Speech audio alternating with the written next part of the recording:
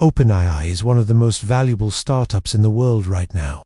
It went from being a research lab that was losing millions per year to being a multi-billion-dollar giant that produces incredible results with its new AI models. Even though OpenAI's growth seems overnight, it's been around for 10 years.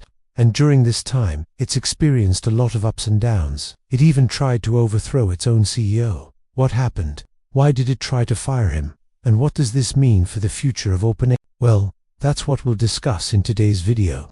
Let's begin. In December 2022, OpenAI launched ChatGPT. It allows anyone to use its large language model to generate human-like responses to any conversation. This quickly gained popularity. Within 5 days, they reached 1 million users, and by February, it was valued at over $8 billion.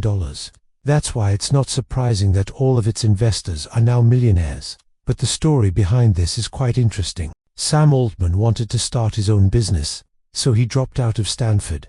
At first, he wanted to be an entrepreneur like Elon Musk. In 2005, he started his first startup called Looped, which sent alerts about people and events near you. His idea was that people wanted to know what was going on around them. And when smartphones were released, this seemed like a great opportunity. You could receive recommendations on where to go and what to do right from your phone. However, he severely underestimated how difficult it would be to build such a product. He ended up pivoting 7 times and burning through $30 million in venture capital before shutting it down in 2015. Around the same time, some Google engineers were working on something else. They had a revolutionary idea. Instead of only using labeled data, they wanted to see if an AI could learn from any kind of data. They named their AI system a transformer because it transformed how AI worked forever. By using an AI system with this new architecture, they could make predictions about the next word in a sequence based on a large amount of unlabeled data. For example, let's say we have a sentence, "The cat in the hat is big." Now, a traditional algorithm would have trouble predicting the next word because it doesn't have enough context. Is it describing another cat or something else? However, the transformer model can take into account the entire sentence and determine that the most likely continuation is fat. They tested this on language translation and it performed better than previous methods.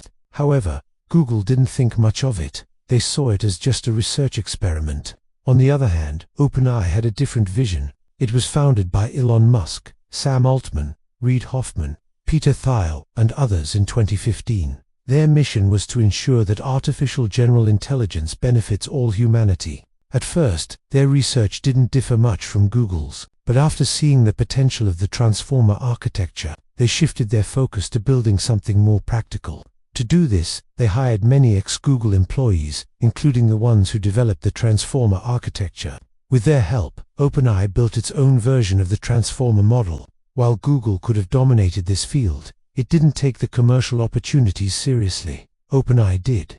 And that's why today they control one of the most powerful AI technologies in the world. But it hasn't been easy. The company lost hundreds of millions of dollars in the past few years, and recently there were some big problems within the company. Here's what happened. OpenAI published a paper about its new ChatGPT. It was supposed to show how advanced their new technology was compared to Google's old technology. However, this backfired. It turns out that someone fed ChatGPT data about the author and then asked it to write in the style of the author. It perfectly mimicked his writing style and generated completely original text. The paper got retracted, and OpenAI realized that something was wrong. It didn't have enough safeguards to prevent misuse, and things took a turn for the worse. As soon as ChatGPT was available to the public, people started asking it how to create explosives, viruses, and SQL injections. An SQL injection is basically a way to attack a database. You can manipulate the input field with code to get access to a database. You can then retrieve sensitive information or change the data itself. For example, let's say you log into a website, and there's an input field where you enter your username and password. The website then sends this information to the database to verify your credentials. But if you put in special characters in the username field, this might bypass the security checks, and then you can get unauthorized access. This is a very basic example, but it shows how serious the problem was. OpenAI couldn't release ChatGPT. It had to put in more safeguards to prevent this from happening again. While this was happening, rumors were circulating around the company. Apparently, some employees were asking Sam Altman to step down as CEO. This made no sense to the outside world, because Sam Altman is the face of the company. He's responsible for its success, but inside the company, things were changing. As soon as ChatGPT became popular, a bunch of new executives joined the team. For example, there's Larry Summers, former US Treasury Secretary. Also, there's Adam D'Angelo, former VP of AI at Facebook. He's one of the people who pushed for Sam Altman to be removed. There was a board meeting on November where they discussed removing Sam Altman as CEO. The vote ended in a tie. Sam Altman won. Even though he won, he stepped down as chairman. Now Adam D'Angelo is acting as interim CEO. I guess you could say that this was a soft removal. This isn't like SPAC when the CEO was literally ousted. There's a more nuanced reason behind this. Apparently, Sam Altman wasn't playing well with others. He was once described as arrogant and abrasive. Maybe the new executives thought that someone else would be better at managing this team. It's also possible that the new executives don't share the same values as Sam Altman. When OpenAI was first founded, it was supposed to be a non-profit organization. Its mission was to benefit all humanity. However, it's not exactly like that anymore. When Sam Altman took over as CEO, he made it a for-profit corporation. He said that making money would allow them to hire more talent and do more good. And so far, that seems to be true. But maybe the new executives think that OpenAI has strayed too far from its initial mission. Another possibility is that they just want to cash out. OpenAI is one of the most valuable AI companies in the world.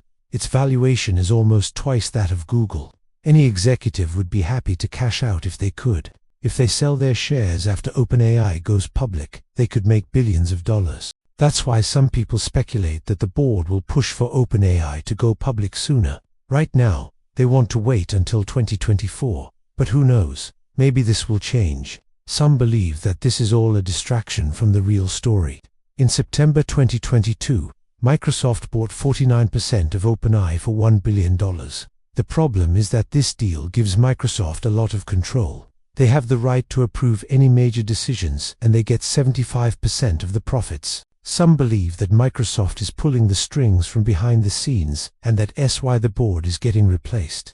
Of course, this is speculation. There's no evidence to support these claims. It's probably just a coincidence. When ChatGPT was first released, everyone was talking about how amazing it was. They said that this is the beginning of a new era. We're entering the age of AI, but it's not that simple. Sure, ChatGPT is impressive, but we shouldn't forget that Google can do the same thing.